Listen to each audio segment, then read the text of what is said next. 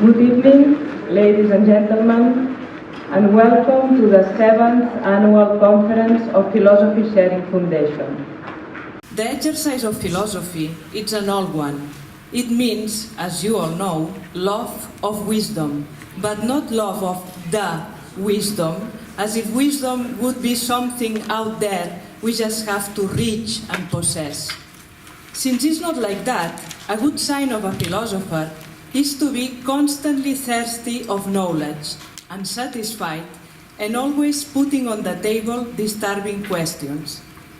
In that sense, we have a great source of inspiration with Father Mark Montebello, following the idea of the late Professor Serracino Inglot, started philosophy sharing. The day we sit in a comfortable zone, philosophy is over, will fly away, and almost did it now. Since this is not the case of our foundation, we haven't vanished yet. So we still need your support, your membership for our activities, talks, courses, magazine, film events, pizza meetings, etc., in order to continue being annoying, if you like. This year, I would like to thank Dr. Law for accepting the invitation to deliver the annual conference.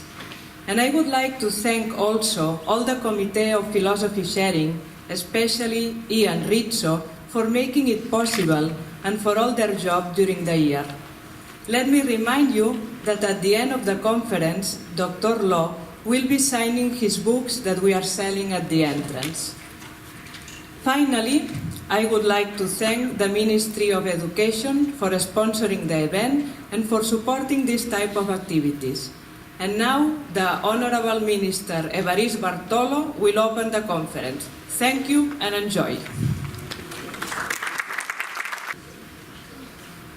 It's my pleasure to have made this possible by supporting the visit of Professor Law.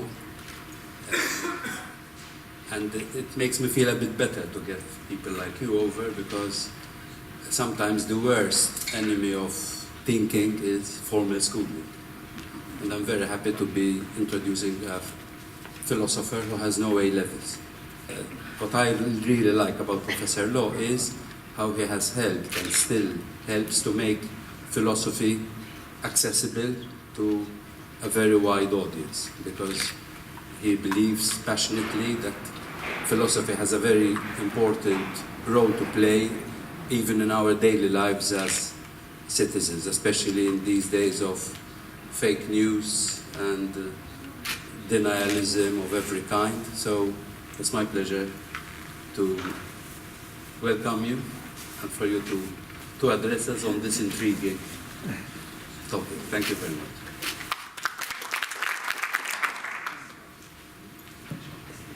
Good evening, ladies and gentlemen. We welcome you to the 7th Annual Conference of the Philosophy Sharing Foundation. This year, the Philosophy Sharing Foundation has invited Dr. Stephen Law, who gladly accepted our invitation. Dr. Law is an English philosopher who obtained a doctorate in philosophy from the Queen's College, Oxford. He was formerly a lecturer at Heathrow College, University of London. Unfortunately, this was closed down last June. And he is also presently an honorary research fellow in philosophy at Roehampton and the editor of the Royal Institute of Philosophy journal, Think. He has published many books, some of them are actually here, and academic papers on a variety of topics that include Wittgenstein, modality, philosophy of mind, and philosophy of religion. He is internationally renowned for the book The Philosophy Gym, Philosophy Eyewitness, Companion Guide, published by DK in 2007, and a very short introduction to humanism. The title of this evening's conference is Philosophy of Mind. Can physicalism be true?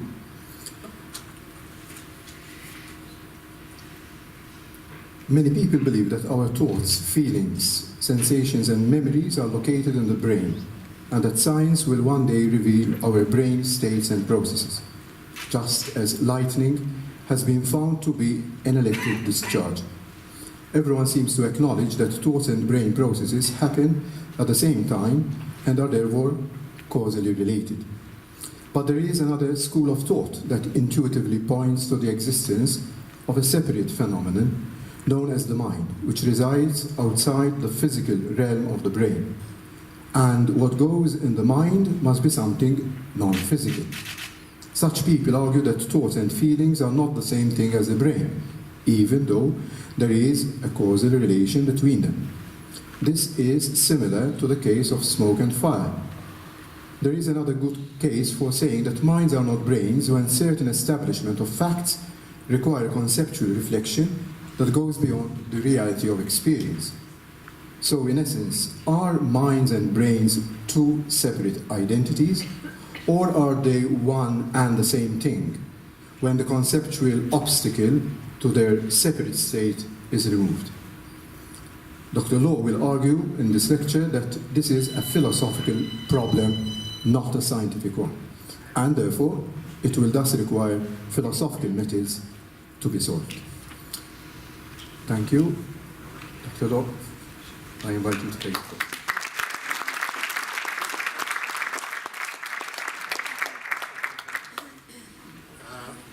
Thank you very much for those extremely kind words, flattering words, and thank you very much for the invitation to come and speak to you today.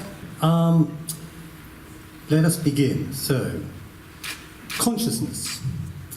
We're all conscious beings. There's something it's like to be conscious, to be a conscious being. There's something it's like to enjoy the smell of coffee or to have a visual impression, we suppose. Whereas, on the other hand, it seems that we assume there's nothing it's like to be a brick. A brick lacks consciousness. We, on the other hand, possess consciousness. We enjoy conscious experiences, and then there's something it's like to have those experiences, if you like, from the inside. It's like this. I'm now focusing my attention on my conscious experiences. I'm having various visual impressions, auditory impressions, and so on.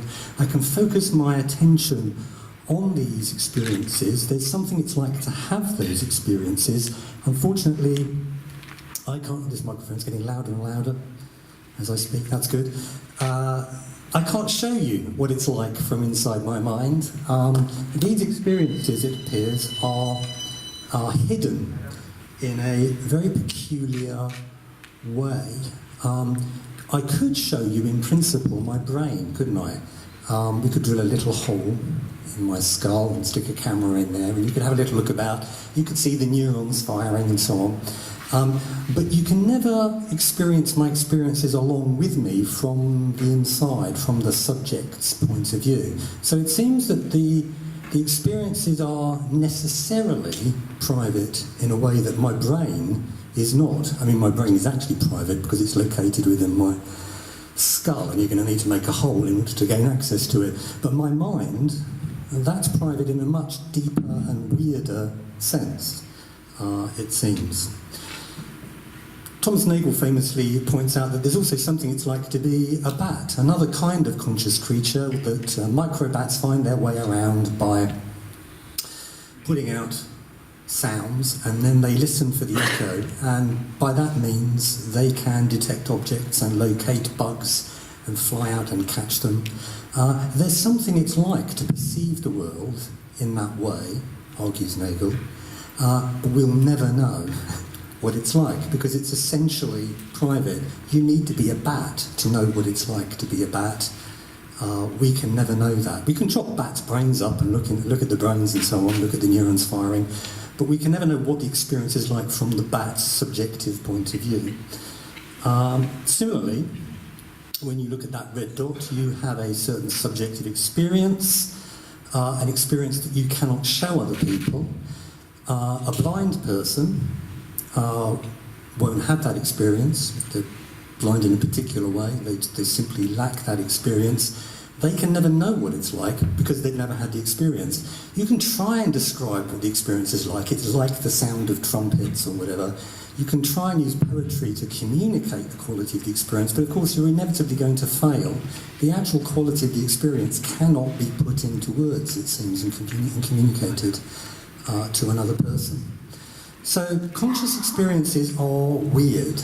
They are necessarily private. They are available to you as a subject from the inside, as it were, and they're also very often ineffable. We can't capture them in words, we can't put them into words and communicate what it's like to another person that lacks that particular experience, in some cases, such as the case of the great visual impression. So we think of consciousness, if you like, as a sort of technicolor in a world of experience, and we suppose it's introspectively available and necessarily private.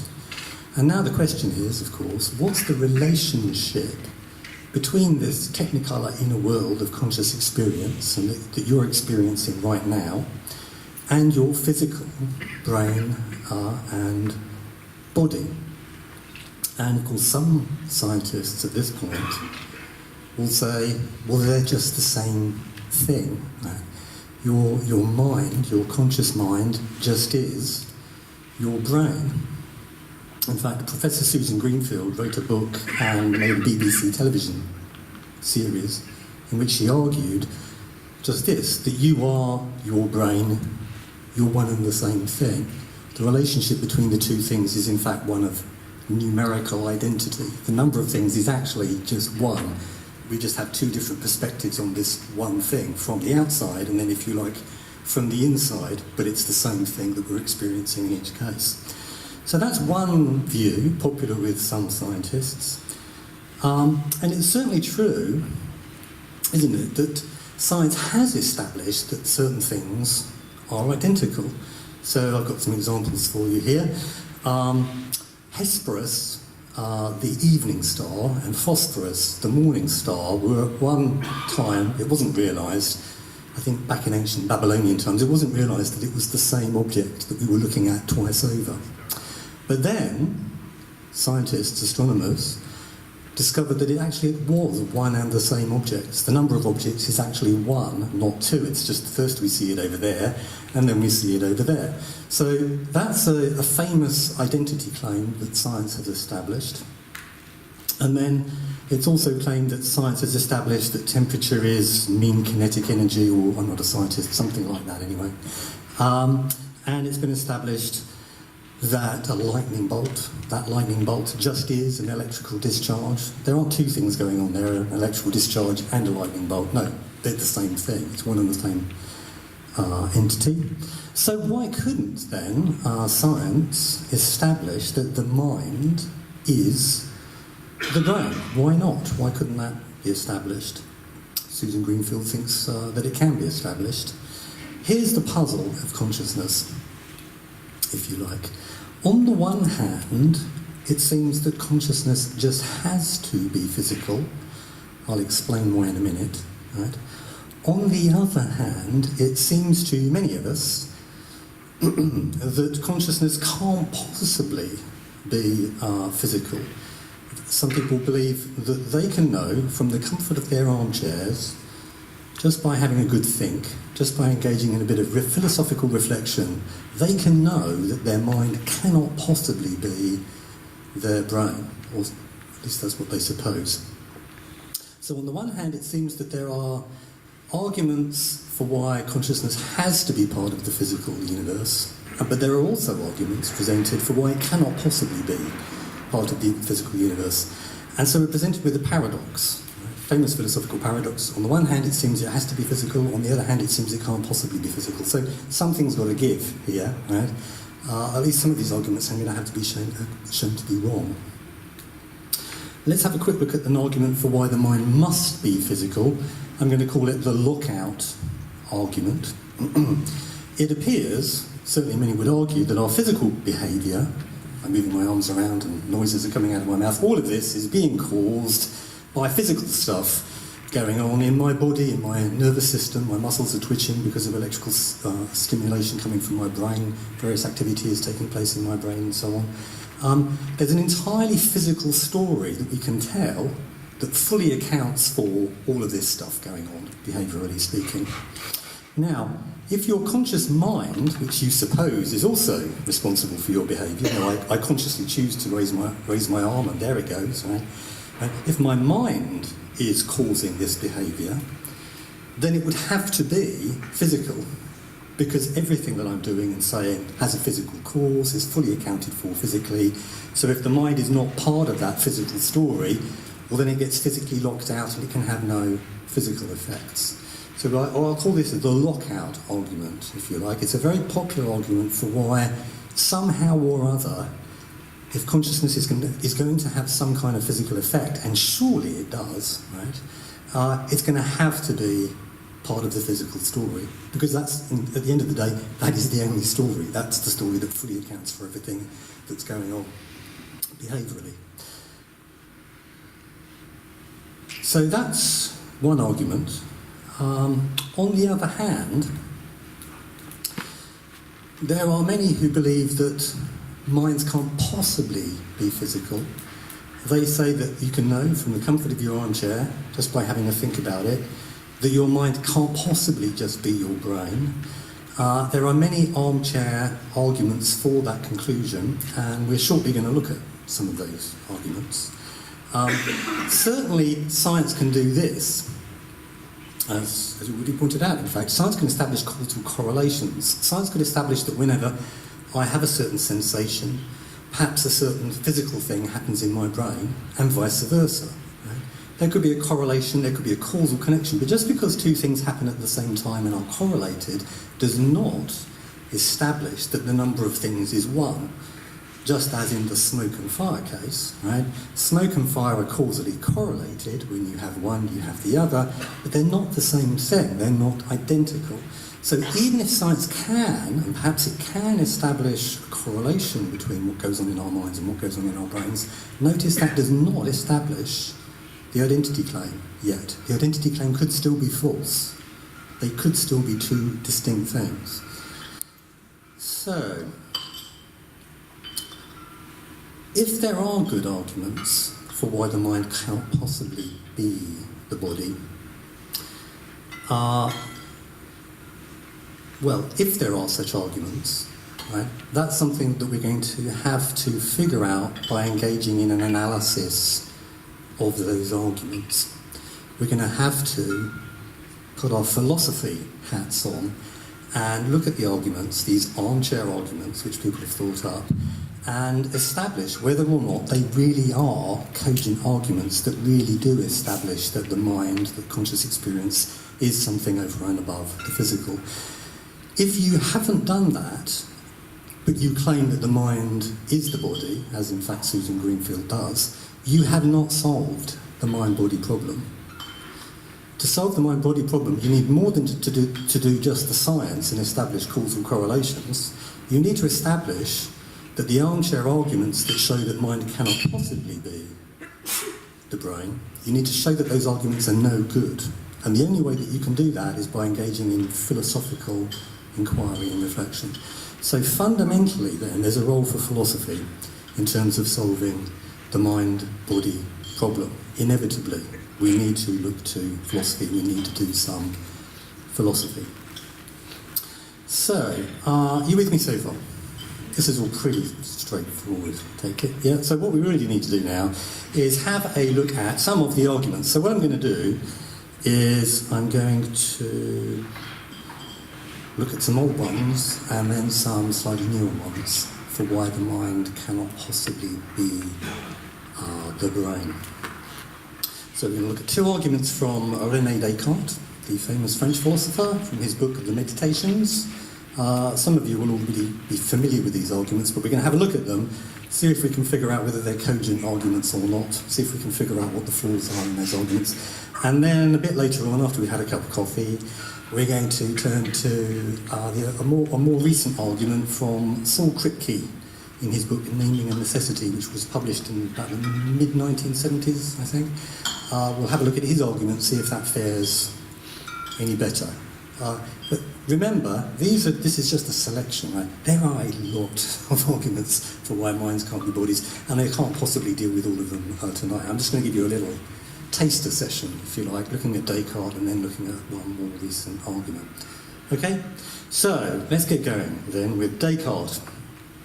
Descartes is a substance dualist. Okay? Now, a substance dualist uses the word substance in a special way. Okay? They mean, roughly speaking, something that does not depend, logically speaking, on anything else for its existence. Okay? So if you're a substance dualist and you think that mind and body are separate substances, then you're committed to the view that, in principle, you can have minds without bodies. You can have a disembodied mind. Your mind could, in principle, float off, if you like, and exist without any physical body whatsoever. That is what a substance dualist is committed to. That is what Descartes is committed to. So, in principle, minds can exist in disembodied form. That's the substance dualist position. That's Descartes' position. If your mind is a whole other thing, separate from a whole other substance, separate from your physical body, how does it control your physical body? Descartes has an answer. He says that it all goes on through your pineal gland, a little gland in the middle of your brain.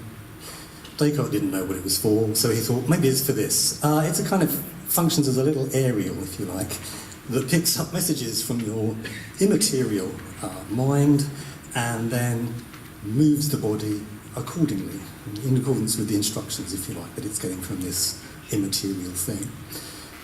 So when I go to raise my arm, as I'm doing right now, okay, the reason that happens is that muscles move my arm, and the reason my muscles move is that my nervous system is active. That's happening because of something that happens in my brain. And why does that thing happen in my brain? Because something happens in my pineal gland. And why does that thing in my pineal gland happen? Well, that's the end of the physical story. It's at this point that an immaterial thing comes in and makes something material happen. And I've got a little picture there of your immaterial soul, or somebody's immaterial soul, coming in and causing them to type something on the keyboard by affecting the pineal gland. Of course, this is a bit of a joke, this image, because Descartes thought that your immaterial mind wasn't spatially located or a spatial thing at all. It's not like it's somewhere, so sticking it behind your right shoulder is not really accurate as far as Descartes is concerned, but you know, it gives you the gist of the idea. So, why might you think that substance dualism is true? Descartes has two arguments. They're both in his book, The Meditations. Both involve a principle or law called Leibniz's law, named after Leibniz. And here is the law. Pretty simple. If you've got things that differ in their properties, then the number of things must be two, not one, right? Pretty plausible. I mean, you know, if I've got an object that weighs 1 pound and then an object that weighs 2 pounds, well, it can't be like two objects. It can't be one object that I've mistaken for two, because they differ in their properties. Difference in properties requires that the number of objects be more than one. Okay. Now, call that Leibniz's law.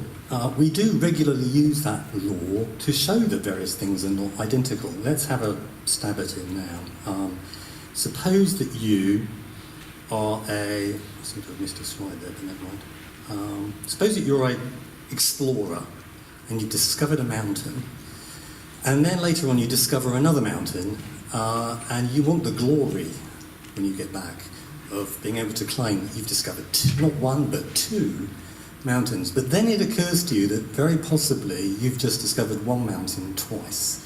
You discovered it over there, then you went round the back and, oh, it's the same mountain. You just thought there were two mountains, but the number of mountains is actually one. How could you prove to the folks back home that the number of mountains is two, not one? Well, find a property that one of the mountains has that the other one doesn't have, and Bob's your uncle, number of mountains must be two. So if you measured the height of the first mountain, and you found that it was, let's say, 10,000 feet high, and then you measured the height of the other mountain and you found out that it's not 10,000 feet high, well then Leibniz's law guarantees that the number of mountains is two, not one, and you get the prize for having discovered two mountains, not one.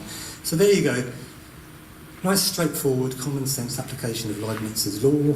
Seems to be a very straightforward principle. I think we can sign up to it. Getting some nodding. Yeah, good. Okay, so now we come to argument number one from the Meditations. It goes like this. It's got two premises and a conclusion, two claims, if you like, from which the conclusion is supposed to follow. The first premise is, I cannot doubt that I exist. I'm trying, but I can't do it because every time I try, I just show that I exist. It's kind of a self-defeating attempt. You can't do it. You can't doubt that you exist. Now, Descartes famously put that as, cogito ergo sum. I think, therefore I am. I cannot doubt my own existence. So the cogito is the first premise of Descartes' argument, famously. Let's suppose that's true, for the sake of argument. Second premise is I can doubt that my body exists. Many of you will have seen the film The Matrix, in which this reality that we're experiencing now is in fact all an illusion, including the body that you seem to have in it, right? It is not real. Descartes has a similar kind of matrix-type thought experiment, only his involves an evil demon. He says, imagine there's an evil demon, just you and the demon, two minds, and the evil demon is convincing you, because he's so powerful and he can do it, and he's a tricky person, wants to deceive you. He's convincing you, controlling your mind and creating the illusion that all of this exists and is real and that you have a physical body, but the truth is that you do not. Now, that's a thought you can entertain. You can entertain that doubt that you do in fact have a body. So that you have a body is something that you can doubt, that you have a mind, that you exist as a mind, that's something you cannot doubt. These things differ in their properties, right? One thing, you, has the property of being something you can't doubt exists. The other thing, your body, lacks that property. But then by Leibniz's law, the number of things must be two, not one. They cannot be numerically identical. This is probably the most famous argument there is, actually, for mind and body being distinct substances. It's an application of Leibniz's law, and the property that we're applying the law to is the property of being something I can't doubt exists. I've got it, my body doesn't, therefore they can't be identical. Just applying the same logic that we applied in the mountain example. Is that argument any good? I could go for a show of hands, maybe at this point. Who's finding this argument pretty persuasive? Stick your hands up, let's have a look. Don't be shy. Anybody? Any takers? Anyone thinking this smells fishy? I'm not convinced by this argument. Anybody? More of you are, most of you are just not sure, which is fair enough, I think, at this point. If there is a problem with this argument, it's not easy to spot what it is, actually. Because it is Leibniz's law, right? And Leibniz's law is fine, right? So this should work, right? So it should, could it be as easy as this to establish that your mind and your body are not in fact one and the same thing? No. Takes a bit of thinking about, but the argument's no good. Here's an analogous argument. Suppose you wander into a hall of mirrors, okay? And you can see various individuals around you. There's one over there. Let's call him Wibble, right? I'll dub him Wibble. Now, I can doubt whether Wibble exists. I mean, maybe that's just an image of someone painted on a board, or there's some other kind of smoke and mirrors going on, because it is a house of mirrors, right? There might not actually be anyone there. So I can certainly doubt that that individual does not exist. Can I doubt that I exist? No, because, the cogito. We've already established I can't doubt that I exist. Therefore, by Leibniz's law, I am not that person that I see over there. Is that a good argument? No. I'm in a hall of mirrors. That is me. That's the back of my head that I'm looking at. It's just been reflected in a couple of mirrors, and I didn't realise that it was me. So the mere fact that I can doubt that he exists, but I can't doubt that I exist, that doesn't establish that the number of individuals is not in fact one. It is one. Something is wrong with the argument. Okay? What? Well, actually, the punchline is this. Leibniz's law is fine for many properties, like being 10,000 feet high, okay? But famously, there are various exceptions to Leibniz's law, and this is one of them, right? When it comes to properties involving people's attitudes towards things, the psychological attitudes towards things, like believing something about someone, or knowing something about someone, or liking someone, or hating, those kind of psychological attitudes, when they're involved in the properties, Leibniz's law doesn't apply. So, for example, suppose that I very much admire the singing of Cliff Richard, let's say. Are you familiar with Cliff Richard? Probably.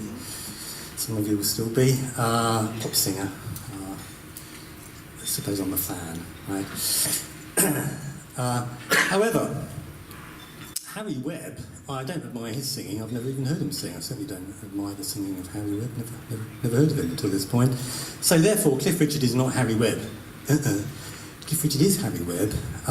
Harry Webb took the stage name Cliff Richard and used it in his pop career. The fact that I admire the singing of one person but fail to admire the singing of the other person does not allow me to determine that the number of singers is 2, not 1. No, the number of singers is 1.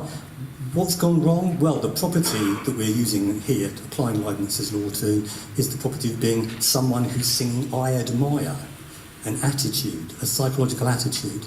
Those kind of properties, Leibniz's law doesn't apply. And that's exactly the kind of property, unfortunately, that Descartes is using here. So Descartes' argument famously fails this first argument. That doesn't mean his conclusion is wrong, it just means that this argument doesn't show that it's true, that it's correct. So, this argument, to use the jargon, is not valid. A valid deductive argument, this is a deductive argument, in which the premises are supposed to logically entail the conclusion. If the premises do guarantee the truth of the conclusion, we say the argument is valid. It isn't valid. The premises can be true and the conclusion can be false. So, not a valid argument. So, can Descartes do any better with his second argument? Look at it very quickly. We'll call it the divisibility argument. Premise 1, my mind is indivisible. A mind is not the kind of thing that you can chop up into component parts, is it? Whereas physical things can be chopped up into ever smaller bits. You can always divide them up further. So, mind is indivisible, body's divisible, therefore I'm not my body. That's an application of Leibniz's law.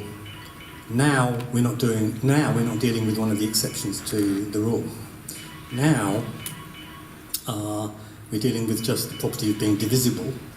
That seems to be a perfectly okay property to apply Leibniz's law to. So what, if anything, is wrong with this argument?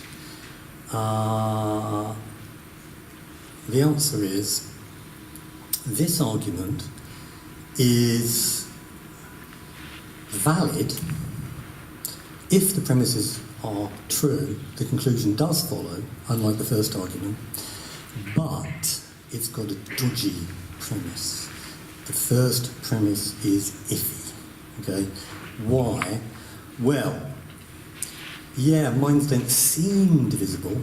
I'll come to a question in a minute. They don't. Sorry, are you raising your hand because you can't hear me, or because you have a question. What if you're schizophrenic or have multiple personalities? Is your mind divided then? Okay. Yeah, good. Okay, I'm just going to make a similar point. Okay. The first premise, it might not seem like it's divisible, but if your mind is your brain, it is divisible, you just didn't realise. Okay, so arguably, the first premise is just question begging against the identity theory. It just kind of assumes that the identity theory is false, and you can't really establish that the identity theory is false by beginning your argument by assuming that the identity theory is false. That would be a failure. You could perhaps argue that, well, no, I'm not begging the question because it really, really, really does seem to me that my mind is not divisible. But actually there are experiments that seem to suggest that minds are divisible. It turns out, for a long time, the treatment for epilepsy was a certain kind of lobotomy that involved the severing of a bridge of nerves between your two hemispheres. The bridge of nerves is called the corpus callosum. The brain's like a walnut, two hemispheres, bridge of nerves between them. People would put a knife in, slice through. Whoever developed this, clearly, the medical ethics faculty were not involved. But somebody did this, and it turns out that person didn't get the epileptic fits anymore. It was a cure, and so they started doing it to more and more patients. And those patients seemed to behave quite normally. But then somebody did an experiment that involved showing the patients that had had this treatment say the word hat band, where one eye would see the word hat and the other eye would see the word band, and then they would ask them to say and also to write down with one particular hand what word they saw, and they said hat and they wrote down band, because your speech is connected to Wernicke's area, which is in the left hemisphere, okay, which was connected to their right eye. So they said band, whereas their other eye, left eye, connected to the right hemisphere, which controls the left hand. So if you get them to write down with the left hand what word it is that they see, they write down hat. Each hemisphere was oblivious of what the other one was experiencing. 2 points of consciousness where previously there had only been one, or at least that was how many psychologists interpreted the results of this experiment. So it seems that minds may in fact be divisible, and in fact it turns out we've actually been doing it by accident in the treatment of epilepsy, and now that isn't a treatment for epilepsy anymore. So just to sum up then, the argument from doubt, the first argument, is an invalid argument. Even if the premises are true, the conclusion doesn't follow. The divisibility argument has a different kind of failing. It is valid if the premises are true, the conclusion follows. Unfortunately, one of the premises is dodgy, iffy. So Descartes' two arguments appear both to fail, though for different reasons. Descartes has been profoundly influential. His arguments for why the mind can't be the body fail. Still, that doesn't mean that his conclusion's wrong. I mean, he might be right. Maybe substance dualism is true. Just because we haven't established that it's true doesn't mean that it's not true. So we shouldn't be jumping to any conclusions. But certainly these two very traditional and well-known arguments are no good, turns out, on closer examination. People often say you never get anywhere in philosophy. It's a complete waste of time. Well, we've just established two of these incredibly influential arguments that succeeded in convincing very many people that mind couldn't possibly be body are no good. So I would consider that, pretty important piece of philosophical progress that we've managed in about 30 minutes. So well done us, and we deserve a cup of coffee at this point, I feel. Thank you.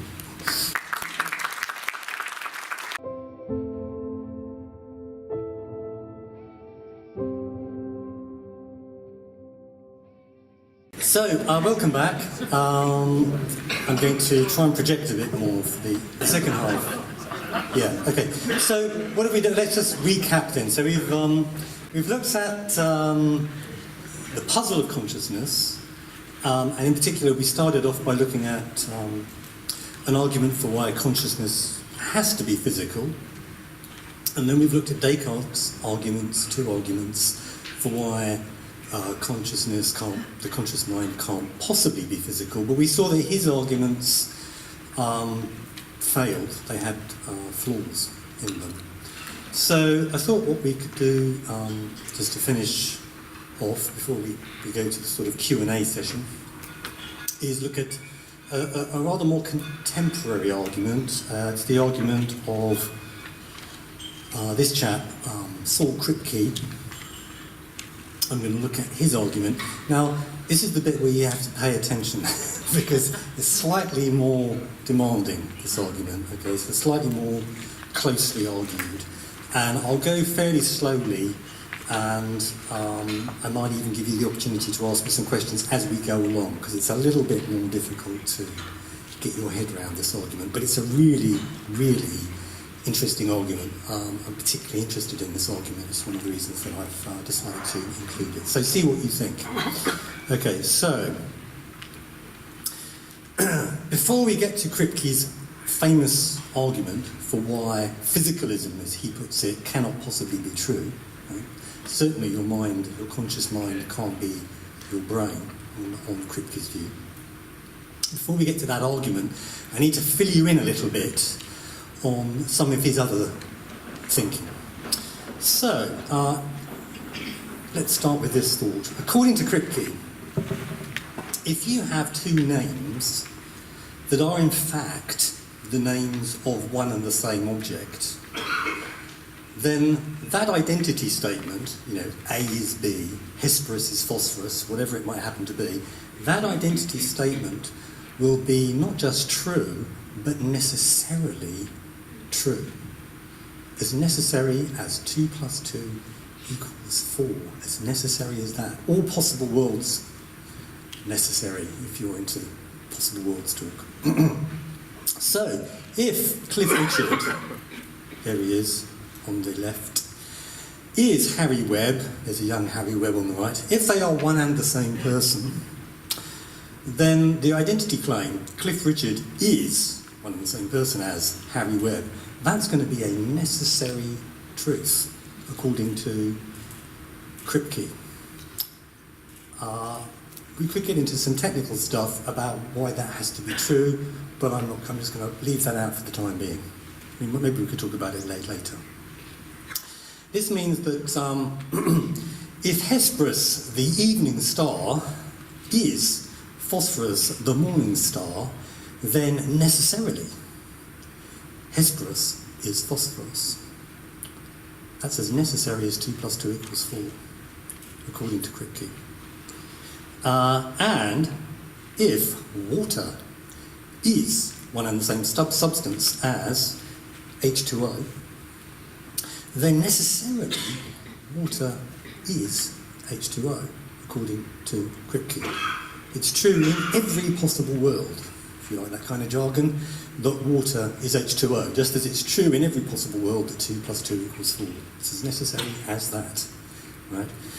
Now, you might be thinking, but that's just clearly baloney, Kipke, because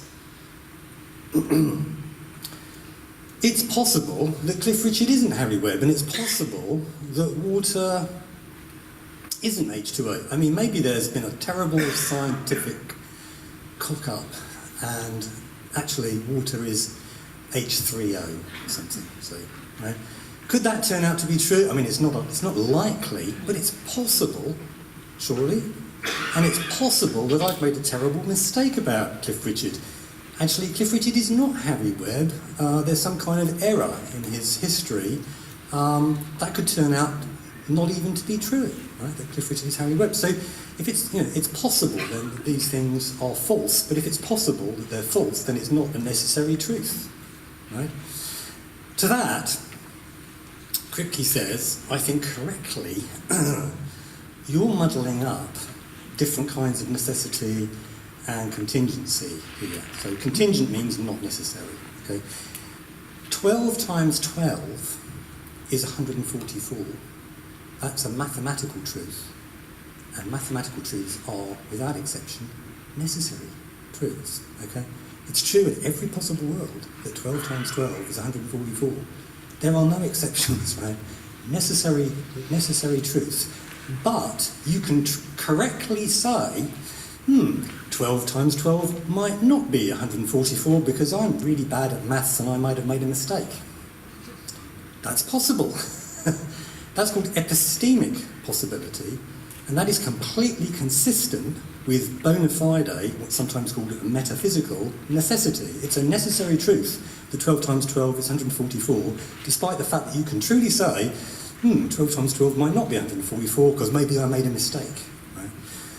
That's epistemic contingency. You can have claims that are metaphysically necessary, but epistemically contingent, because, we're fallible and we make mistakes, or we can be ignorant about things. So the mere fact that we can say that maybe Cliff Richard is not Harry Webb, because for all I know, I've made a terrible mistake, that is entirely consistent with it being metaphysically necessary that Cliff Richard is Harry Webb. And actually, it is metaphysically necessary. I'm prepared to defend this later on, if you like. It is metaphysically necessary that Cliff Richard is Harry Webb. And maybe, slightly more contentious example, but Kipke claims it's similarly necessary that water is H2O. True identity claim, metaphysically necessarily true. True in every possible world that water is H2O. It's epistemically contingent. Yeah, it could turn out we've made a terrible mistake and oh dear, water isn't H2O. But if water is H2O, it's true at every possible world that water is H2O. That means then that if you found a liquid that was clear and thirst quenching and boiled at 100 degrees centigrade and had all of the other observable characteristics of water, but it wasn't H2O, it wouldn't be water. Right? This is Kipke's view. I'm inclined to agree with this bit too, personally. Right? It would be fool's water, a bit like fool's gold, right? Yellow and malleable and fusible and has all of the other observable characteristics of gold, let's suppose. I mean, unlike iron pyrites, which actually is fool's gold that doesn't have those properties, but let's suppose that there was a substance that was yellow and malleable and fusible and had all of the outward properties of gold, but it did not have the atomic number 79. Then on Kipke's view, it ain't gold, right? It's fool's gold. It's an essential characteristic of gold that it has that underlying atomic constitution, and if something lacks it, it doesn't matter how gold-like it might be, it is not gold. And the same is true of water. It's a necessary condition of something's being water that it be H2O. If it's not H2O, it is not water, no matter how water-like it might happen to be. That is the view of Kipke and a number of other influential philosophers. I lean in this direction too, I have to say. So, now let's look at the identity of pain and some physical thing in your brain. Let's suppose it's C fibre firing. The reason I pick that is because that's Kipke's suggestion. Right? Doesn't matter what it is. Let's just suppose there's some neurophysiological thing going in your brain, C fibres are firing, right? Let's suppose that that's what pain is, for the sake of argument. That's a true identity claim, like water is H2O, or whatever it might happen to be. If that identity claim is true, then it's necessarily true, just like the other ones, right? Necessarily, pain is C fibre firing. That means that if someone thinks they're in pain, if it subjectively feels exactly to someone as if they're in pain, but their C fibres aren't firing, it's not pain, it's fool's pain. Just like fool's water, right? It's the same logic, it has to apply, right? If this is true, there's a lot of nodding going on about water, right? And gold, right? The same logic applies here. If it seems like pain, subjectively speaking, but it is not C fibre firing, it is not pain, it's fool's pain, given that pain is identical with C fibre firing. You with me so far? Yeah. Okay, so now that was the prep, right, for the argument. This is the argument.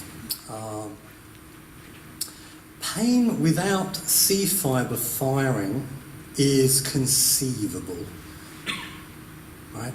What does that mean? Well, there's no kind of conceptual or logical obstacle to entertaining the idea that you could be in pain, but your C fibres are not firing. Can you imagine that?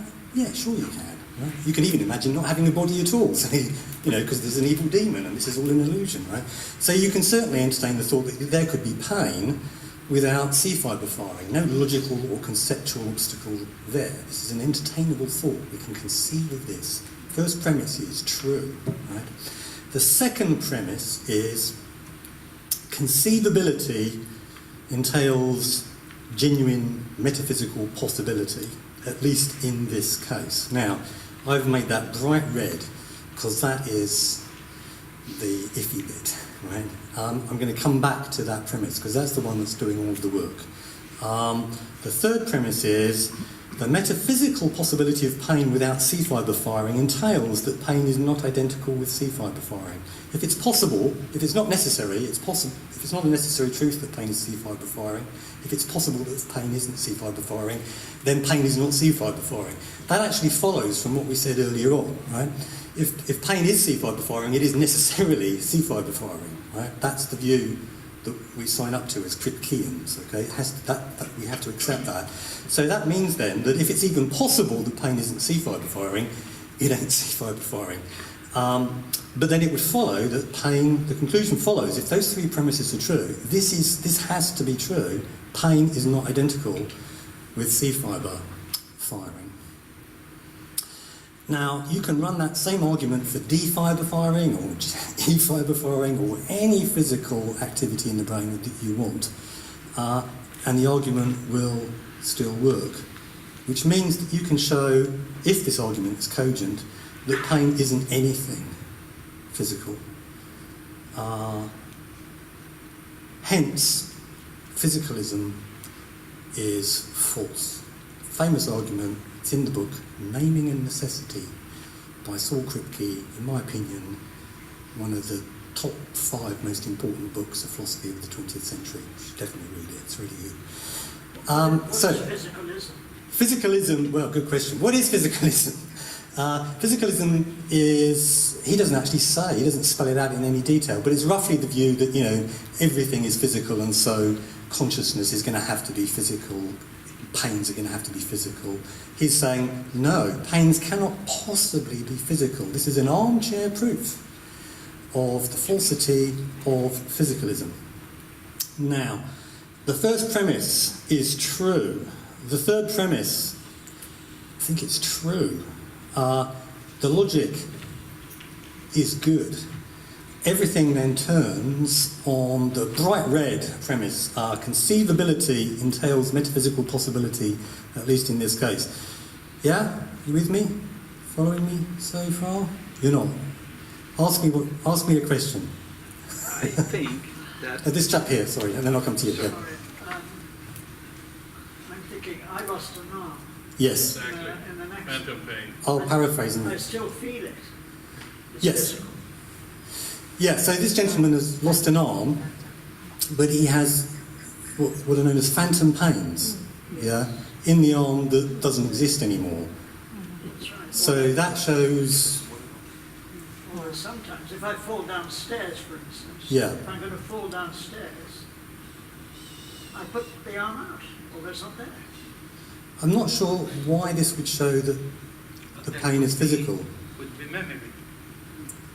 Memory is It's stored in automatic. Yeah. It's automatic. It's a very interesting case. I mean, certainly the pain can't be physically located on the face of it in the arm because it ain't there, right? So where do we want to say it is then? Actually, philosophers disagree about this. It's in the see. This is a massive can of worms that I refuse to open. Let's stick with... I might come back to it a bit later on. It's a really good question, though. Where is it, if anywhere? Personally, I lean in the direction of that the pain is where you feel it. And if you point into thin air, that's where it is. I actually like that answer. It sounds a bit weird, because there's nothing physically... I feel my hand, I feel My Yeah. man was injured first. Yeah, I it's still a really, feel it's a really good question. It's a really interesting debate that we could pursue, but I'm not going to because we'll completely lose the thread of this argument. So let's get back to this argument. We've got three premises. Two of them look fine. The logic is fine. The second premise, we flagged it. Yes, this gentleman, yeah. It seems to me that before we have said that if there is no C fiber firing, Yes, then it's not pain, it's phantom pain. yes, And now we're coming back to it's pain, yes. real pain. without- Now, see, that shows that you're way ahead of me and you're following this argument extremely well. That's exactly the kind of question that indicates that we're doing very well indeed, because we need the next bit of the argument now, which I'll now give you, okay? This is good, this shows you're actually following. Because on the face of it, that second premise seems to have just been undermined by what we said earlier, right? You can conceive of water without H2O. You can conceive of Hesperus without phosphorus. You can conceive of pain without C fibre firing. And yet we know in many of these cases these are necessary truths. So conceivability is no proof of possibility. The second premise is clearly wrong, right? No, not according to Kipke. So this is the really, really interesting bit of the argument. Conceivability generally does not entail, let me be clear, does not entail genuine possibility. Not normally, right? Not in all those other cases, but in this case, it does, says Kipke. Why suppose premise 2 is true? It's not true in many cases. We've seen that according to Kipke, necessarily, water is H2O. And yet, no problem. We can conceive of water without any H2O being around. We can conceive that water might turn out to be H3O. We can conceive of water having some other chemical structure. So conceivability is not usually proof of genuine possibility. But what are you doing, asks Kipke, when you conceive of water not being H2O? This is what you're doing. You're conceiving of something like water, fool's water, not being H2O. I mean, water is H2O, right, necessarily, okay? So if you're conceiving of something that's not H2O, well, then it ain't water. It'd have to be fool's water that you're conceiving of, right? Okay, so whenever you conceive of water not being H2O, what you're really conceiving of is fool's water not being H2O. And when you conceive of Hesperus not being phosphorus, you're conceiving of a Hesperus-like body turning out not to be phosphorus. Fool's Hesperus, if you like, not being phosphorus. That's how you explain how it is that we can conceive of these things not being true, despite the fact that they are necessary truths. What you do is you invoke a sort of fool's version of one of the two things. But now we come to the punchline.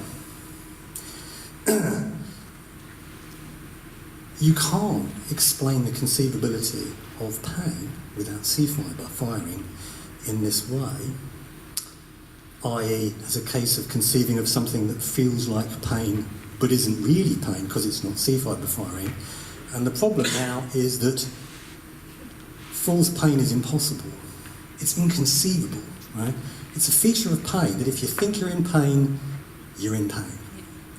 You're infallible about whether or not you're in pain. You cannot get it wrong. It's inconceivable that false pain should exist.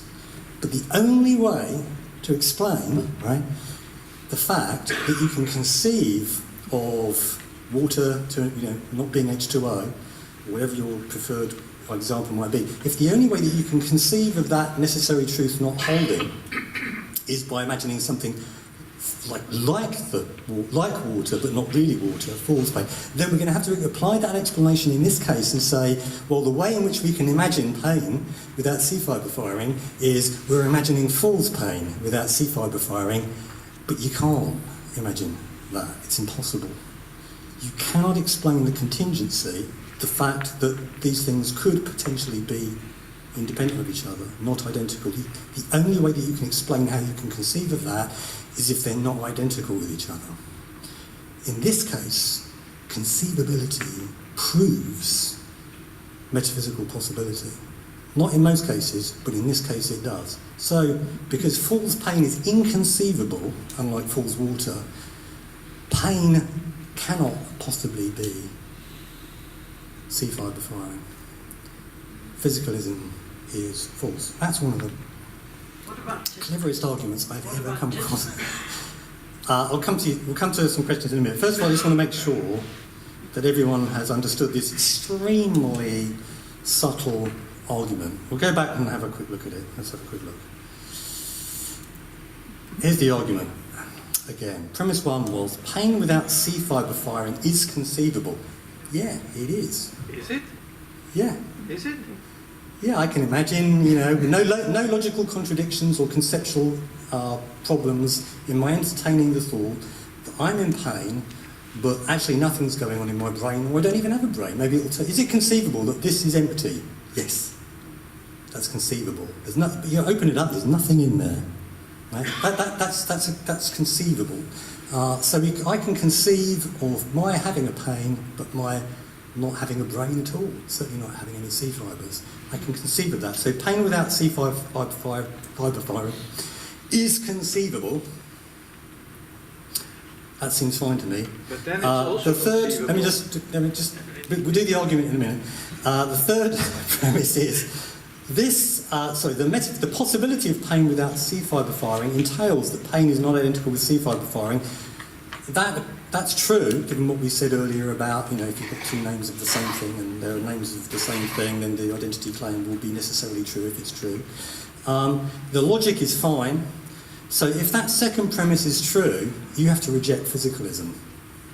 And I've just given you Kipke's argument for rejecting that second premise. And on the face of it, it looks pretty damn good. So you're going to have to reject physicalism. Or are you? So now we can have an argument about this. I'm not personally, I'm not persuaded by this argument, but I love it because it's so clever.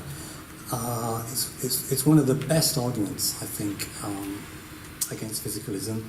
What do you think? Can you spot any flaws in it? Let's talk about this argument and then we'll open the conversation up to other questions to do with mind and body. But what do you think about this argument? Does anyone think it's a good argument to begin with? Any takers? Are you inclined to go with it? I think it's a confused argument. Yeah, confused because argument. It's very well known in the world of science that pain is something physical. Why? Take for example a woman giving birth. They give an injection, the spinal cord, they stop, and she gives birth without feeling any pain. That's one example.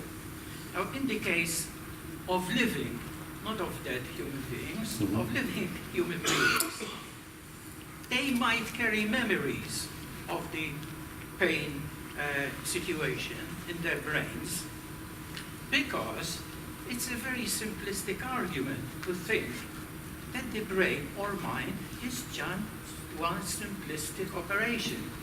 Our brains do so many things. There is a lot of cortical mapping and whatever. Neurologists identified all these things that we can do. And I think it's a very grave mistake to confuse mind and brain.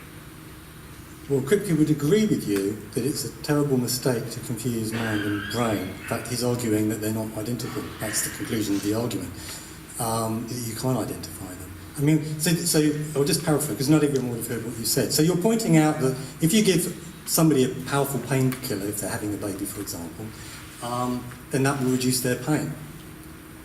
And that's all true, but what we're establishing here is a correlation between administering a drug and pain being reduced. And we said earlier, didn't we, smoke and fire, do you remember? Just because things are correlated doesn't establish that they're identical. Scientists can establish correlations, and no doubt they have in this case, which is why they administer this kind of drug to people that are in pain, because they know about that correlation. But just because things are correlated does not mean that they are identical. And in fact, what Kipke has presented here is an argument for why they cannot possibly be identical.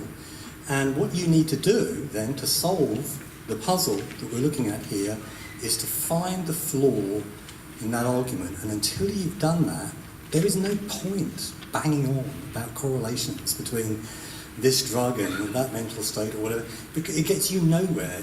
You're not solving the philosophical puzzle. You're simply reminding us of what we already knew, that mind and brain are causally correlated and interact with each other. We knew that already. What this seems to show is that you can't identify pains with anything physical. Is there something wrong with this argument? This gentleman wants to have a top at it. Yes, go. It seems so to keep me, it short so I can paraphrase so everyone can hear. Okay. It seems to me that what he has done is, first he has made a definition. Pain is sea firing. No, he hasn't done that. Yeah, Okay, so he's not defining, he's not saying it's he true. says it's the same thing. Pain is cease firing. In the way that Hesperus is phosphorus, but it's not true by definition that Hesperus is phosphorus. Because after all, you had to do some astronomy to find out that Hesperus is phosphorus. And similarly, you had to do some science to find out that water is H2O. It's not true by definition. No, but the definition lays there. It says, if water is H2O, H2O is water. That's basically what he's saying. Yeah, he's not saying it's true by definition. And if it's not H2O, then it's false water. It's not water. Now, in the case of pain, he makes, there's one difference that he is doing. He's saying false pain doesn't exist. Yeah. And why not? If pain is sea firing, and then non-sea firing is false pain. No, that doesn't exist in his mind. But why not? There's absolutely no reason. So we're helping. No, you're quite right, really. That what we're helping ourselves to here is basically it's a sort of I'm slightly nervous about calling it an intuition, but I'm just going to go for it anyway. It's kind of an intuition, right? That if somebody thinks that they're in pain, then they're in pain. You know that in the same way that you know that every triangle has three sides. Because it's just kind of part of the concept of pain that we understand pain in that way, that if somebody is absolutely convinced they're in screaming agony, then they are in screaming agony. That's built into the concept. Now, if that's true, then false pain is inconceivable. And once you've granted that, the identity theory cannot be true, says Kipke. I'm going to give somebody else some chance. I'm also aware that people might get really bored with this argument very quickly, so we'll talk about this argument briefly and then we'll open it up to some more general questions. Yeah? So I'm just thinking about somebody having a love heartbreak. Yes. And having all the physical symptoms. Yes. Yes, so you might say that you can have pain without sea fibre firing because that's a different kind of pain. Yeah, that's a good example. So, but he's just going to say, so you're absolutely right that there are various ways in which we use the term pain, but I'm referring to the sensation of pain. Well, not, the symptoms would be there. You certainly do get sensations, but they're not like ow. Right? Heartbreak, you don't, or if you do, it's a physical pain. So he's focused only on the physical sensation. Now, you might challenge so Paul Churchland, philosopher, famously challenges the view that you can't be wrong about being in pain. He says, if I press an ice cube against your back and tell you it's a red hot poker, for a moment there, you think you're in pain, but you're not. So there you go. You see, we can conceive of cases where you think you're in pain, but you're not really in pain. Possibly, but even if that's true,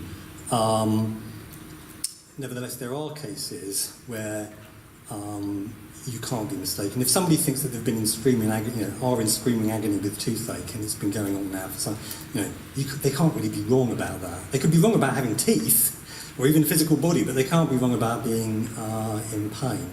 Yeah, and if that's true, then you can run the argument about that sensation. What about sea firing as a prior to many other possible physical realities that are taking place in the brain? That sea firing is an initial action that is then causally related to some other physical process that is associated, that is identical with pain.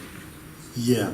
Well, then we're suggesting that pain is identical not with sea fibre firing, but with some other more complicated, very rich physical state of your brain, maybe. But then we just run the same argument. That's that claim there. Look, this argument can be repeated for anything physical. Hence it supports the view that physicalism is false. So he's just going to run, whatever you suggest plain is, we've just run the argument. It's just C-fiber firing is just a placeholder for whatever your preferred identity claim is. He's going to run the same argument. We'll do one more question on this argument, then we'll move on. Yeah? I fail to see how this first premise is not a muddling of epistemic and metaphysical. Maybe we just don't know enough, so that's why we don't. It's conceivable for us that pain is not C-fiber fire. If we would know enough, it would be inconceivable. It would be, we would say, voila, it's one and the same thing. So how come it's not the muddling of epistemic and metaphysical? I don't think it's a muddling. I mean, so at the bottom there I've put MB. What does conceivable mean? So for the people running this kind of argument, they mean there is no a priori logical, armchair, just having a little think about it. There's no logical or conceptual incoherence involved in supposing such a situation obtains. And it appears that there isn't. I can conceive of a situation in which we open up my skull and there's just no brain in there. That's conceivable. I mean, boy, would it be weird.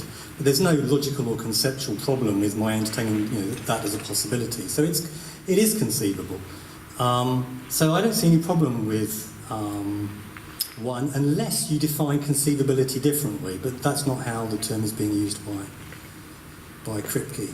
Some people do use the word conceivability differently, but as long as this is what we mean by conceivable, we're in the clear, I think. So look, anyway, what I've given you here is an extremely clever and ingenious argument for why identity theory, mind-brain identity theory can't be true, physicalism can't be true, according to Kipke.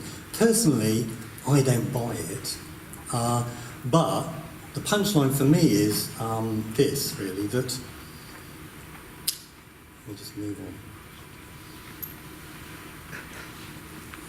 That if you want to solve the mind-body problem, you have to deal with these arguments. You haven't solved the problem until you have dealt with these kind of arguments. So you need to do philosophy then to solve the mind-body problem. It may turn out that none of these arguments are any good. It may turn out that just like Descartes' argument, which we saw are no good, Kipke's argument is no good either. But in order to figure out whether that's true or not, we're going to have to engage in some armchair reflection and analysis, take the argument apart. So that's why I insist that the mind-body problem is very much a philosophical problem, not just a scientific one. Merely establishing that certain things are correlated causally does not solve the mind-body problem. One final thought before I make this completely open. I've only looked really at two theories about the mind. One is the identity theory, mind is the brain, and the other one is substance dualism, Descartes' view. Actually, there are loads of different other theories. You could reject both of these, if you like, and go for some other kind of view. You could be a logical behaviourist, you could be a functionalist, you could be an eliminative materialist, say that the mind is an illusion, it's not even real. So there are all sorts of other positions that we might consider. We've only really considered two. I just wanted to remind you of that because I wouldn't want you to go away having been misled by my talk into thinking that these are the only two options. There are other options on the table. But certainly, if you want to show that the mind is physical in some way or other, either because you go for a straightforward identity theory or functionalism or logical behaviourism or whatever it might happen to be, you need to deal with Kipke's argument. And until you've dealt with Kipke's argument, you have not solved the mind-body problem. So there you go. Now, if you want to get in contact with me at any point to ask me a question about this later on, or just to tell me what a great talk it was, or what a boring and pointless talk it was, and please never come again. Any of those communications you can send to me at think@royalinstitutephilosophy.org, and I'm also on Twitter at StephenMoore60. So I'd be more than happy to respond if you want to get in touch at any point. So if you do, just take a picture of that. So now, how are we doing? 15 minutes or so to have more Q&A. So you might want to ask me more about mind and brain. You might want to ask me more general questions about philosophy, and I would be happy to answer those too. So I'll go around. There's a woman over there that we'll go to first. Thank you very much, Dr. Law. I have a question, in fact, about going back to the first assertion by Descartes, the hypothesis that you are looking at and trying to test, and then the division between mind and body, and to what extent the mind is not physical necessarily and is distinct from the brain. What research has taken place, perhaps, to try to see what proof we can have of the mind existing on its own, let's say, or without the brain? So is there scientific research or evidence to suggest that the mind can exist independently of the brain? Have there been people who have been investigating this? And how far did they get? Yeah, well, at one stage, there was a philosopher called C.D. Broad who became very interested in the paranormal because, for one reason being that, if paranormal claims about the mind are true, well, then we can't be materialists and so on, because, clearly the mind would have to be capable of existing independently of your physical body and so on. And so he became very interested in research into those kind of paranormal claims, and much of that research was done and has been done, but I think it's fair to say that none of it really has turned up much in the way of evidence for the mind being anything immaterial. And then there's also research which tends to point heavily away from the sort of, certainly the substance dualist view. So, for example, there was the Libet or Libet, I never know how to pronounce it, experiments done on subjects, and then later experiments done by another man called Haynes on subjects who are going to make a decision whether to, say, press a button with their left hand or their right hand, or press the left hand button or right hand button, I can't remember exactly what it was, and their brains would be scanned. MRI scanners were used to scan what was going on in their brains before they made the conscious decision to press one button or the other button. And in the Haynes case, the later experiment, they found that there were changes happening 5 to 10 seconds before the button was pressed. Before the person, let me get this correct, before the person made the conscious decision to press with their left arm or their right arm. Now that is really bad news for substance dualism. I mean, if substance dualism is true, the conscious mind makes a decision and then via the pineal gland or whatever it might happen to be, comes in and makes something happen physically, makes you press the button with your left or your right hand. But that would happen much later than the physical activity which is being detected by scientists, which allows them to predict which hand you're going to use, even before you've made the conscious decision. That very strongly suggests that thinking about the mind as some sort of immaterial thing which exists independently of what's going on physically, that can't possibly be true. That's experimental evidence. I think pretty conclusive evidence that substance dualism is not true. There's certainly a lot of explaining to do there. So that's a very good question. So I think the research into the paranormal hasn't really helped make a case for any kind of substance dualism, certainly. And in fact, there's experimental evidence that is really quite a challenge for substance dualism. Is that a good answer? You happy with that? Okay, that's good. Right. Next question. So I'm just following wherever the microphone goes. Yeah. Hello. Just have a couple of comments. I sincerely doubt that philosophy can solve this problem. Maybe not. Because you look at the biochemical aspects of the brain and the effects of psychoactive drugs and their effects. The physical application of these chemicals change the nature of the mind or the mind's perception of itself. So I think the answer lies basically in a physical model. Further, without a brain, there's no mind that we can prove. So when you remove the brain, the mind goes away as far as we know.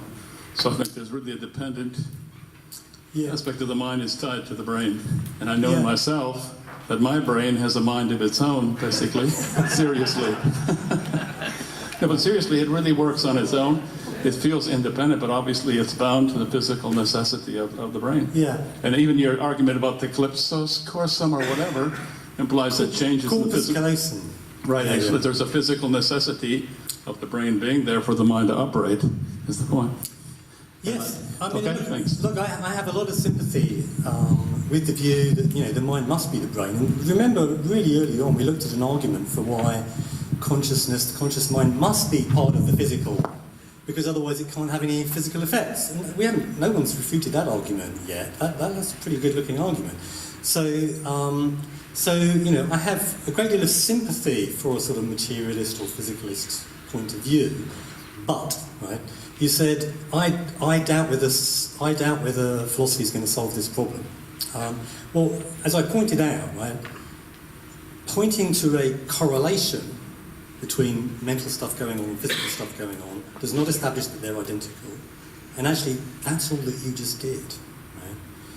Right? And if there's an argument that seems to show that conceptually it's impossible for the mind to be physical, then you need to deal with that argument. And if you haven't dealt with that argument, you haven't solved the mind-body problem. So it seems to me that it is a philosophical puzzle, and you do need philosophical tools in order to solve it. But your first point might still be correct. It may be that philosophy cannot solve the puzzle. And no why one do can we solve have the to puzzle. solve the problem? Why is it so important? Yeah, well, it's kind of interesting, at the very least. And it would be quite important if it turns out that we don't have immortal souls. I think a lot of people are going to be disappointed. So, quite a lot hangs on it for some people. But here's the thing. There are some philosophers, like Colin McGinn, who taught me, funny enough, years ago, Colin McGinn, who take the view that philosophy can't solve the mind-body problem because nobody can. It's insoluble. It's a product of our own construction. We are conceptually incapable of seeing how brains give rise to minds. We will never understand it. It's sort of a constitutional problem for human beings, in much the same way that, dogs are never going to understand Einstein's theory of relativity or whatever it may happen to be. We're just never, ever going to be able to grasp it, which is not to say that brains don't somehow give rise to minds. It's just that it's going to be forever beyond our ability to explain how they do that. And that might be correct. So I don't want to give you the impression that philosophy must be able to solve this. Possibly it can't. However, if it's going to be solved, you're going to need to do some philosophy. Just one more thing. Some people think that the quantum physics effect is the reason why thoughts work in our brain, because of quantum, basically. And the fact that an electron can be in two places at once, okay? Yes. And somehow that ability of the chemistry and the biology and the brain of how thought, why we have a mind and how thought actually works, is related to that. Whenever there's a mystery, it's tempting to invoke quantum mechanics in order to try and solve it. Certainly, what quantum mechanics does is it points to there being physically uncaused effects. You cannot predict where the electron's going to land with complete precision. There's a level of indeterminacy at the subatomic level. And that, you might think, gives a tiny window of opportunity for something immaterial to come in and do some causing, possibly. But the trouble is, the window's too small. Yeah, very small. Yeah. But then some other people will appeal to, the butterfly effect, chaos theory, as an amplifier, right? If a butterfly is flapping its wings can start a storm in New York, well then why shouldn't this little quantum event make my arm move up and down like that? You can make those moves. Personally, I'm not persuaded that that's going to work. But it's interesting. It's an interesting suggestion. Yes. Oh no, wait. Where's the microphone? I'm supposed to be following the microphone. Yes, there it is. Okay. Thank you. Thank you for your very intriguing communication. First of all, I take permission of the audience to thank Minister Evarist Bartolo for subsidizing this event, and also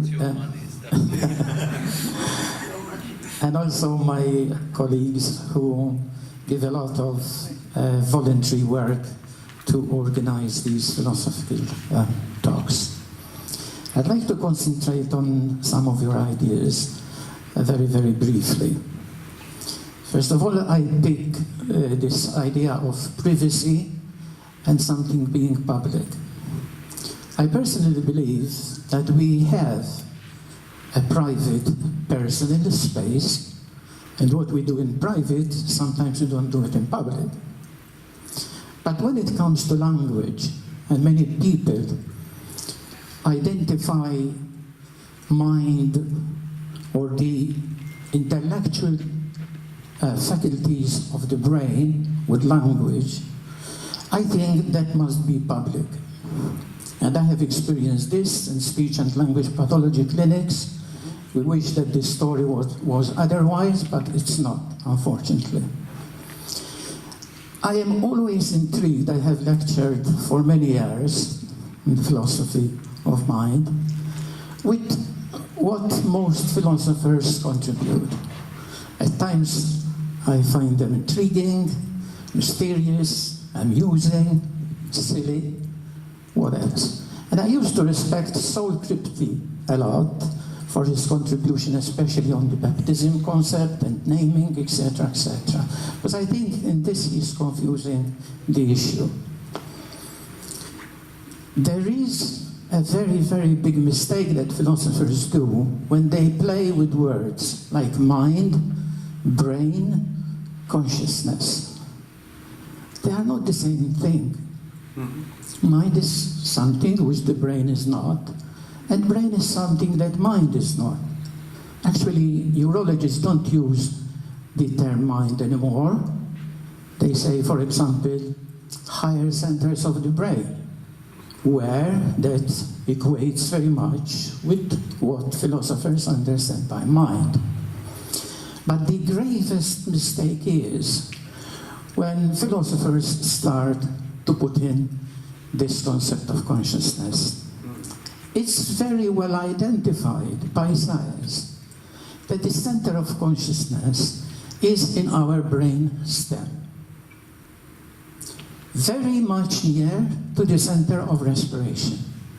So much so that the definition of what that person is now is that it must be brain dead. That is, center of consciousness and the center of respiration must have stopped. Else, a person cannot be certified dead. So it's a very unfortunate occurrence for an epileptic patient. Because in epilepsy, the center of consciousness is being interrupted.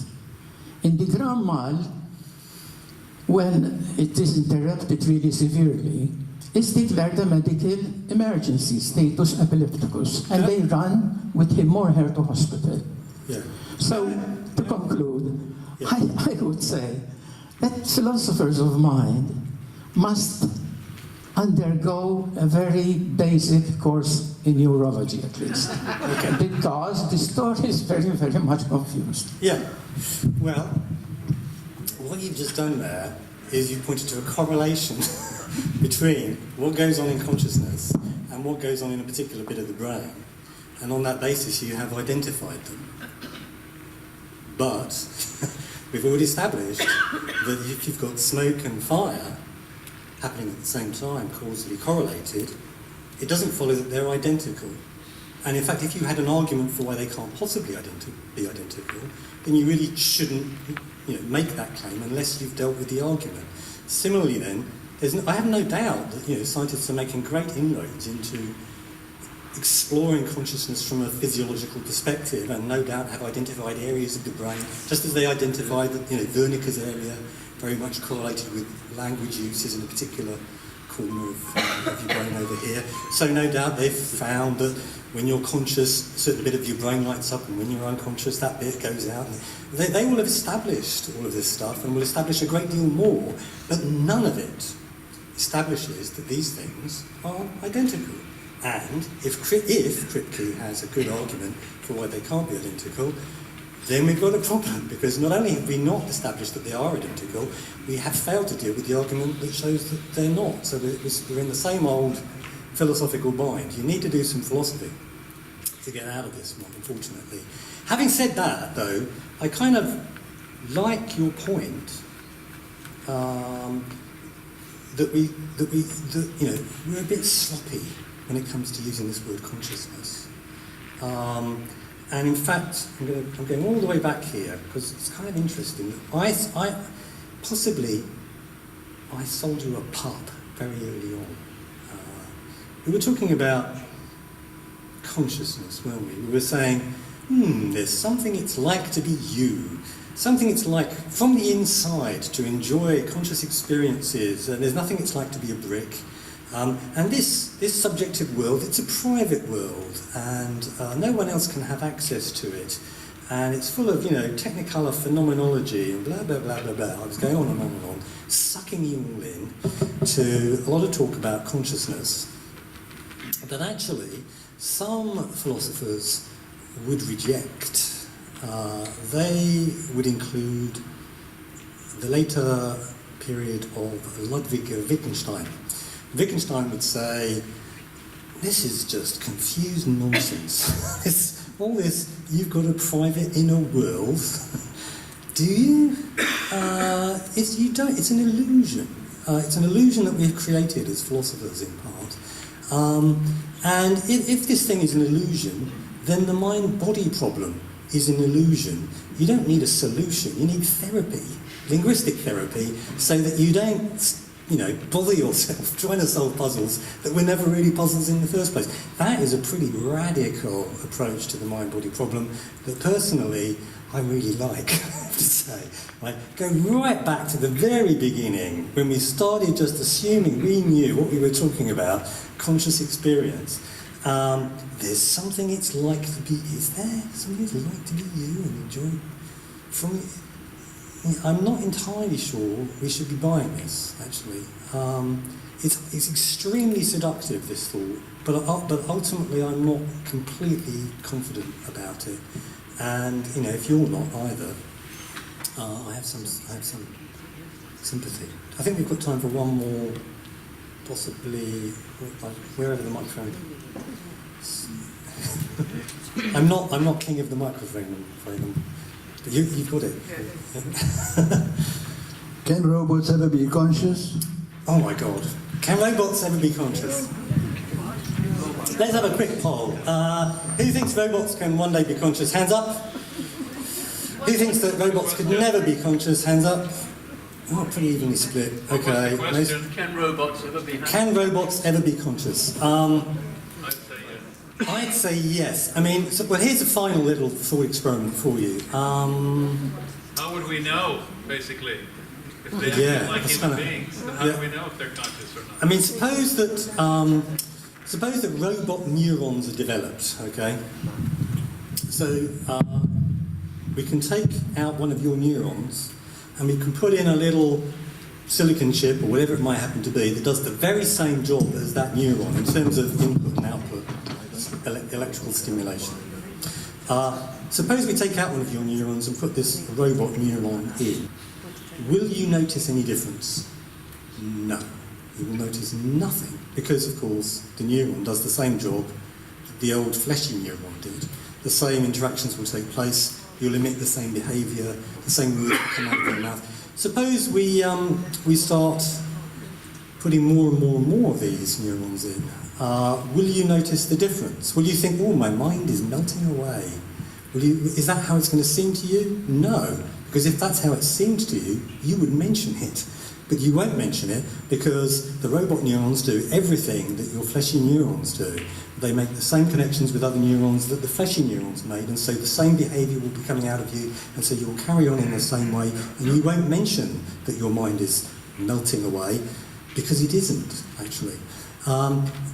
If every single last neuron is replaced by a robot neuron, you've eventually become a robot. And nobody will notice, not even you. Isn't this the principle of artificial intelligence? And this artificial consciousness? This suggests then that, maybe actually there really is no problem about how embodied minds and indeed robots that can think and feel and have conscious experiences and so on. That's at least strongly suggested by this thought experiment, I think. But, make your own minds up. How are we doing for time? Hi, thank you for your interesting talk. I was wondering, given that there is something it's like to be you, that there is a mind, how do you react to the claim that the mind is an emergent property of the brain? How do I react to the suggestion that the mind is an emergent property of the brain? Yeah, maybe it is, but it's very difficult to see how it would emerge from, how by knitting together. This is how people who think that there's a problem will think about that suggestion. They'll say, but how do you make a pain by weaving these neurons together? Well, you can't. It's the wrong. This is just physical stuff, and it doesn't matter how complicated you make it. Consciousness is never going to miraculously emerge from that. And so, as a response to that concern, you find another very recent. Well, actually, it's not so recent, but it's recently become more fashionable, to embrace something called panpsychism. Panpsychism, all the rage in certain circles. Look up Philip Goff, Goff. He's the king of panpsychics. So panpsychism is the view that consciousness is everywhere. Right? Not just in here, it's out there, it's here too. We're not suggesting that this lectern is conscious, no. But it's made up of little tiny particles which have consciousness at some level. And so it's not that by weaving together things that don't have consciousness, you create consciousness and it miraculously emerges from the non-conscious. It was always in there to begin with. That's the only possible explanation, that the consciousness was there to begin with. That is currently really quite a fashionable view. In fact, I'm chairing a debate on that very question at the Oxford Literary Festival beginning of next month with Philip Goff, king of the panpsychics, and David Papineau, who's a hardcore materialist who thinks it's a load of nonsense. So yeah, this is very much a contemporary debate. That's one of the reasons why people are being drawn to panpsychism. I believe. Oh, okay, we're still going. Right. A lot about the mind. Yes. Wouldn't you think that it's appropriate to define it right now? Yeah, very good point. I mean, what is the mind? Don't you need to define your terms before you have a debate? Well, that's what I was trying to do, very early on. I was trying to define mind as the conscious mind, right? The world, the inner world of subjective conscious experience. But that's not the only way the word mind gets used. You're quite right. But I attempted some precision, right, early on by talking about what it's like from the inside. What is it like to be a bat? The most famous of all the papers written on consciousness is Thomas Nagel. You should definitely read it. Thomas Nagel's paper, What is it like to be a bat?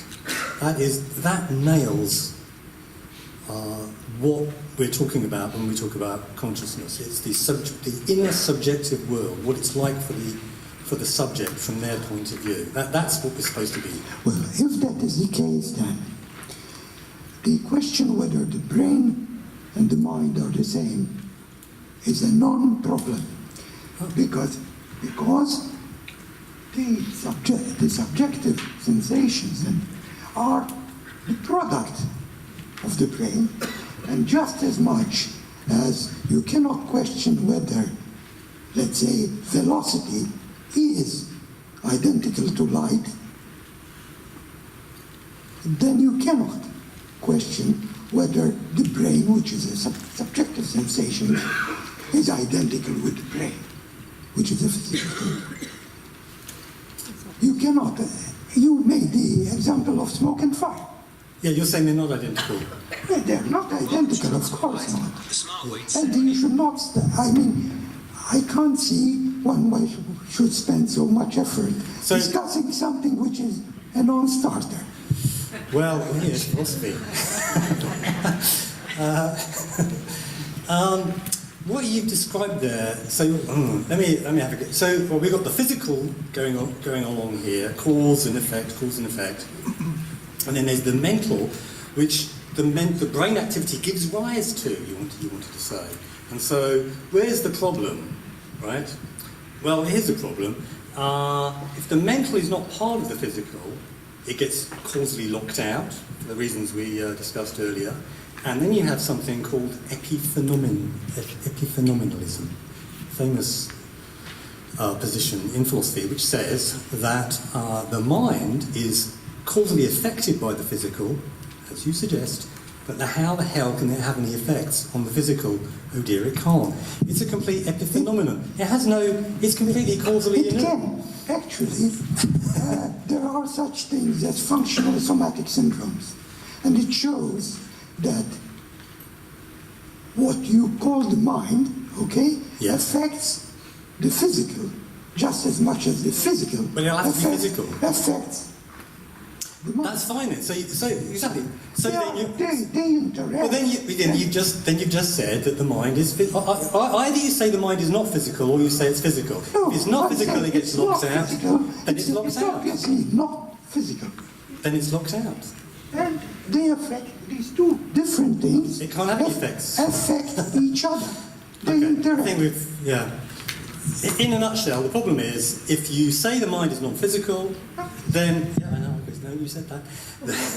Then you have the problem that given you can explain everything that goes on behaviourally by referring purely to what's going on physically and physical properties, then you have the problem that the mental, be it mental properties over and above the physical properties, or substance dualism, or whatever your preferred form of dualism is, you have the problem that the mental gets causally locked out. And that's epiphenomenalism then, which is deeply implausible. The only solution then is to bring the mental within the physical realm and to say that mental properties are physical properties, that the mind is the brain in some way, or is some higher level functional state of the brain, but it's still going to be a physical state. You can say that, but then you have got to refute Kipke's argument. Good luck with that.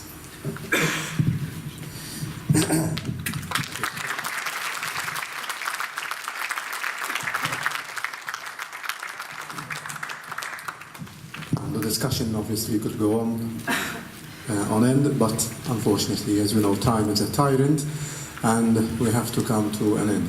I would like to thank once again Dr. Lowe for his very stimulating and interesting talk.